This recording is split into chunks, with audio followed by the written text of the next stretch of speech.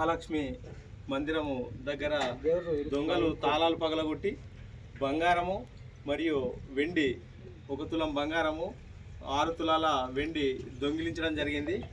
దీనిపై ఎస్ఐ గారికి ఫోన్ చేయగానే, నవిపేట ఎస్ఐ గారికి ఫోన్ చేయగానే వాళ్ళ సిబ్బందిని పంపించి తాళాలు తీసి చూడగానే ఈ యొక్క బంగారం పోయిందని తెలిసింది.